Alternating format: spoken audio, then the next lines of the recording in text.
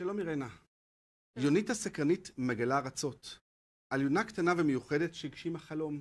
ניסיתי בכל ארץ לבחור משהו שהוא יהיה, לדעתי לפחות, מעניין ופיקנטי בשביל הילדים. אז אני מדברת על השפה, לפעמים על הלבוש, לפעמים על האוכל, לפעמים על מבנים מסוימים, לפעמים על חיות מסוימות, לפעמים על דרך חיים, כמו לדוגמה בדרום אפריקה. כל פעם ניסיתי לבחור משהו שיהיה מעניין. לאיזה גילאים הספר מתאים?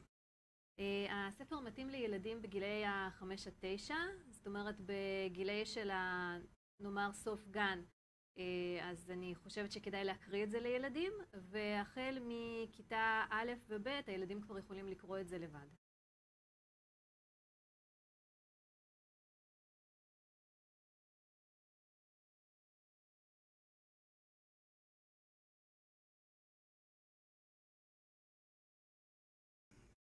את לוקחת את הילד להרפתקה חובקת עולם, שבכל מקום הוא יכול לטעום החל מהמאכלים, החל מההיסטוריה. זה לא משהו שהוא שגרתי. זה לא עוד ספר ילדים קצר עם עלילה קצרה, אלא יש פה ממש סיפור של ערב לקרוא ולשמוע. ואיזה תגובות את מקבלת מהילדים שקראו את הספר כבר? האמת היא, לא ציפיתי לתגובות כאלה, זה באמת, זה פשוט מחמם לי את הלב. ילדים שקראו את הספר הזה כתבו לי מכתבים עד כמה הם נהנו לקרוא את הספר בכלל, או פרקים מסוימים, וזה פשוט נותן סיפוק ענק.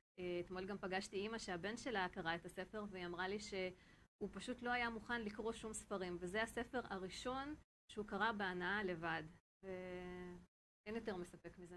זה נחמד מאוד. מה את רוצה שילדים יקחו מהקריאה?